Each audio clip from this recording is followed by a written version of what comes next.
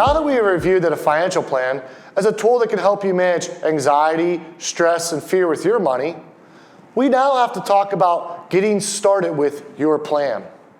It's time to review why your plan is unique. Henry Ford is quoted as saying, "Any customer can have a car painted any color he wants, so long as it's black."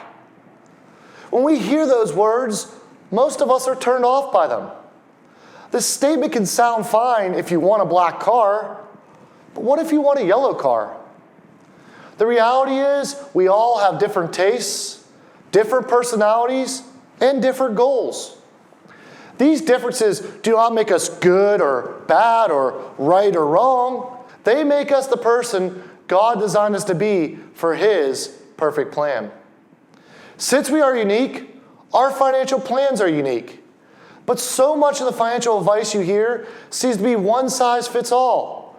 You are told to be financially successful, you must do this or you must do that. You are told this financial vehicle is always bad and this one is always good. The advice is in absolutes, and it's the same advice for everyone hearing it. However, if we're all unique, then we need unique plans, and therefore receive unique advice. Why then are we not receiving unique advice? For starters, I believe it's because we are seeking absolute advice. We want to know we are making the right decisions, and we're doing the right thing. However, it's not always black and white. The second reason is because we're getting the advice from blogs, articles, podcasts, and TV shows, and that do not have the ability to give us personalized advice. This advice is not bad. We will give some of this advice in this course. It's just important to take that advice and apply it to your unique situations. We talked about in the last class about discovering your why, and then building a plan based upon your long-term goals. Those goals will help you decide in your plan what can get you from where you are to where you want to be. You need to use those goals to guide your plan, not someone else's goals for a plan that's not yours. For example, I will often hear that everyone should invest their money in the U.S. stock market. This could be a good investment choice for some people, but it could also be a bad investment choice for others. Your personal goals and situation will dictate if it's a good choice for you. So instead of listening to their answer, listen to their reason and apply it to your plan. If my wife and I are out at a birthday party and I start small talk with a new person, it often leads this path where they ask me, "What do you do for a living?" After they hear I'm a financial planner, I often get some black and white questions. Usually it's, what's the best stock to buy? Should I have money in a Roth IRA or traditional IRA? My answer is always the same. I don't know. They're often confused at first because they were just told I give financial advice for a living.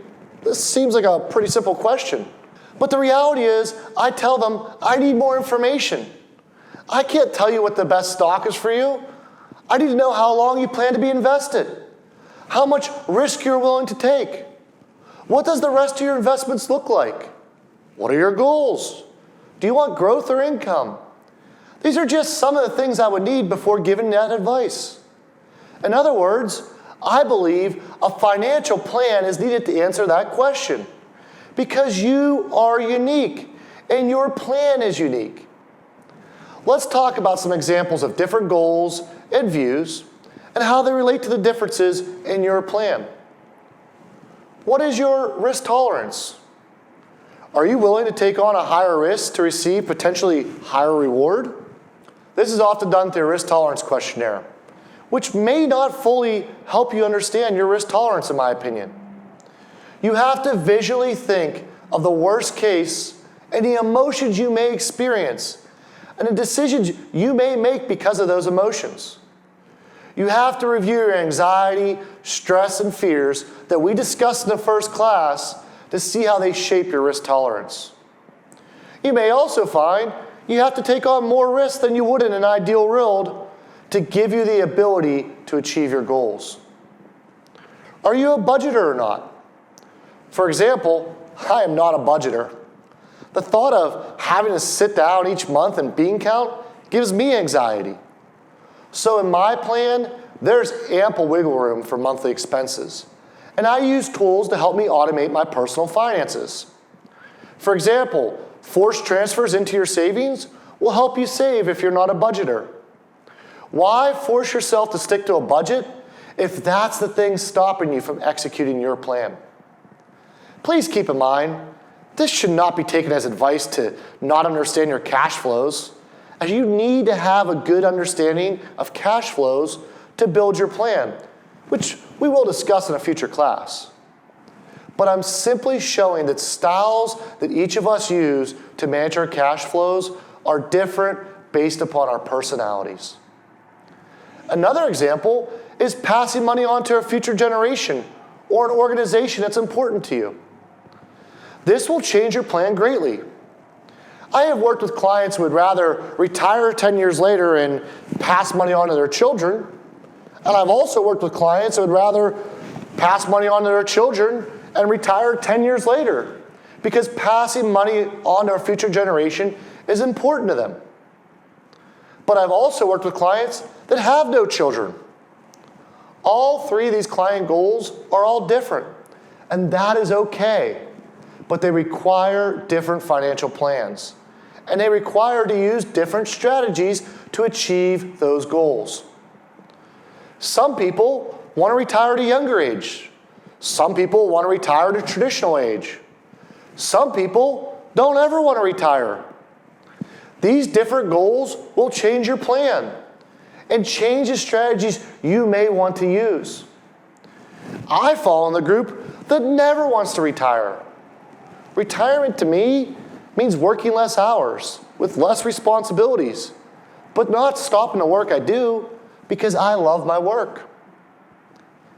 The age you plan to take Social Security is another piece of advice that is unique to your plan and should be based upon your goals. You will often hear, you should always take Social Security at a certain age.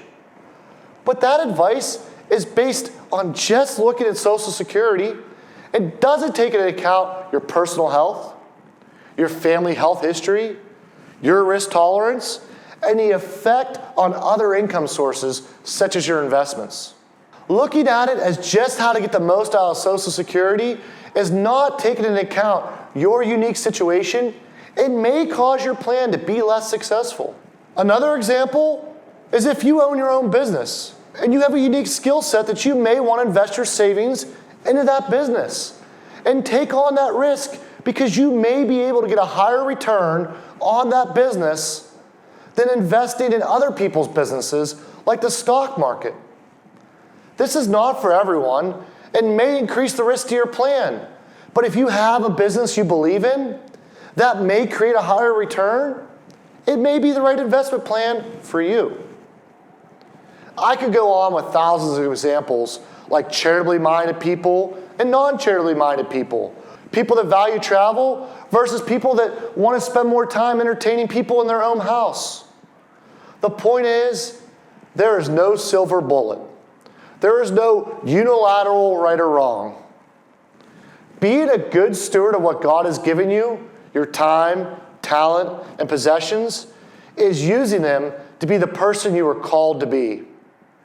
To do so requires intentionality, and intentionality requires a plan that is based upon your unique call. Now that we've learned each person is unique and their plan is unique, it is time to learn about some basic financial topics to help you start your plan. It is important to keep in mind that this is not financial advice, but general knowledge for you to learn and implement as it fits into your unique plan.